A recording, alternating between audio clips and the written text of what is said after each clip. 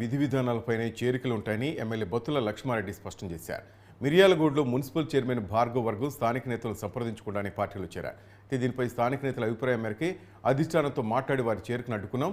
దీనిపై స్పందించిన చైర్మన్ భార్గవ్ వర్గం కాంగ్రెస్ పార్టీ నిర్ణయాలు కట్టుబడి తమ పదవులకు రాజీనామాలు సమర్పించారని లక్ష్మారెడ్డి తెలిపారు.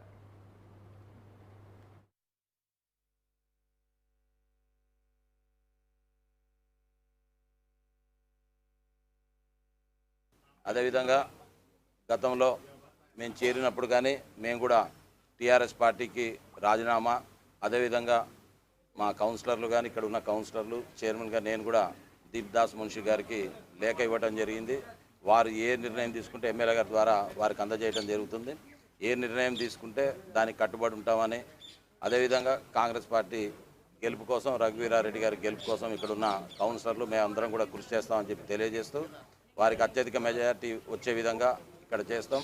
రేపు మా పాత్ర ఏంది, ఏ విధంగా ఉపయోగిస్తారనేది పార్టీ అధిష్టానం చెప్పినట్టు వింటామని చెప్పి తెలియజేస్తూ ఈ రేపటి నుంచి అందరం కూడా కలిసికట్టుగా కాంగ్రెస్ పార్టీ ప్రచార కార్యక్రమంలో పాల్గొంటామని సందర్భంగా అందరూ కొంతమంది ముఖ్య నాయకులు అందరం కలిసి కూర్చొని అధిష్టానాన్ని గౌరవించాలి కాబట్టి వారి మేరకు, వారి పిలుపు మేరకు అందరం కలిసి కూర్చొని ఒక 11 మంది కౌన్సిలర్స్ మరియు ఒక 2 మొత్తం 13 మంది కౌన్సిలర్స్ ఈరోజు టీఆర్ఎస్ పార్టీకి రాజీనామా చేసి, అలాగే మేము కోరిన విధంగా ఎమ్మెల్యే కౌన్సిలర్ పదవికి మరియు చైర్మన్ పదవికి తిరునగర్ భార్గవ్ గారు రాజీనామా చేసినారు. ఆ రాజీనామాని అందరం కలిసి ఈరోజు ఏదైతే కాంగ్రెస్ పార్టీ అధిష్టానం దీపాదాస్ గారు ఉన్నారో వారికి మా ద్వారా పంపించడం జరిగింది.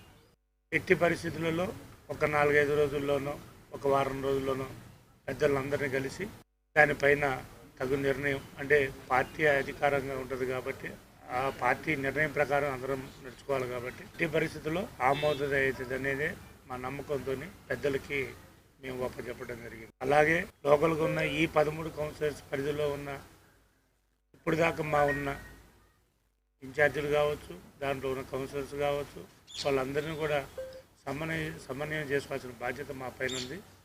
ఇవాళ రేపటిలో వాళ్ళని కూడా కూర్చోబెట్టి మొత్తాన్ని సమన్వయం చేసి కాంగ్రెస్ పార్టీ నల్గొండ పార్లమెంట్ నియోజకవర్గ పరిధి అభ్యర్థి రఘువీరెడ్డి గారిని అత్యధిక మెజారిటీతో గెలిపేయడానికి మేమందరం కలిసిమెలిసి పోరాడి అత్యధిక మెజారిటీతో